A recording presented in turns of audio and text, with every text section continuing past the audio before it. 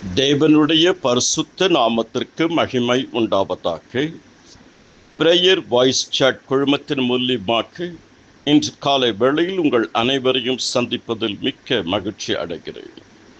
ஒவ்வொரு நாள் காலை வேளையிலும் கர்த்தருடைய கிருபைகளும் இரக்கங்களும் உண்மையும் மகா பெரியதாக இருக்கிறது. கர்த்தருடைய ஆசீர்வாதம் உங்களுக்கு உண்டாவதாக. இன்றைய தியானம், கர்த்தர் அருளும் செழிப்பு. கர்த்தர் அருளும் செழிப்பு வேதாகமத்தின் அடிப்படையில் கர்த்தருடைய ஜனங்கள், அவருடைய பிள்ளைகள், அவரை பின்பற்றுகிறவர்கள், விசுவாசிகள் செழிப்பாக இருக்க வேண்டும் என்பதுதான் தேவனுடைய உயர்ந்த நோக்கமும் சித்தமுமாக இருக்கிறது. தேவன் ஆதியிலே அவைகளை ஆசீர்வதித்தார், அவர்களை ஆசீர்வதித்தார், பலுகி பெருகுங்கள் என்று சொன்னார். கர்த்தர் அருளும் செழிப்பை நாம் பெற்றுக்கொள்வதற்கு நமக்கும் தேவனுக்கும் ஒரு தொடர்பு, ஒரு உறவு, ஒரு நட்பு, ஒரு நெருங்கிய ஐக்கியம் இருக்க வேண்டும்.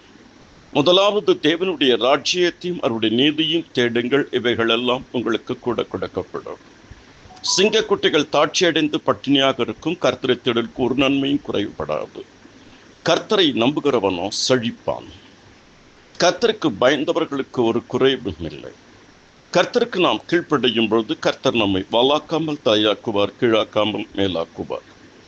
கர்த்தருக்கு பயப்படுகிற பயமும், கர்த்தரை தேடுதலும், கர்த்தருக்கு கீழ்ப்படுதலும், கர்த்தருக்கு முன்பாக தாழ்மையாக இருத்தலும், கர்த்தர் என்ன சொல்லுகிறாரோ அதன்படி நாம் செய்யும் பொழுது நிச்சயம் நம்முடைய வாழ்க்கையிலே செழிப்பு உண்டாகும்.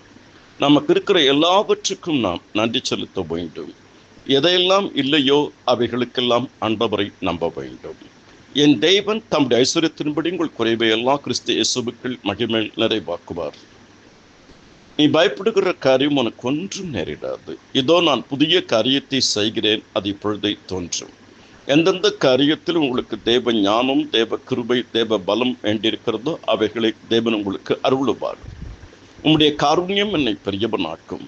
உம்முடைய தயவினால் என்னுடைய கொம்பு உயரும். கர்த்தருக்குள் என் கொம்பு உயர்ந்திருக்கிறது.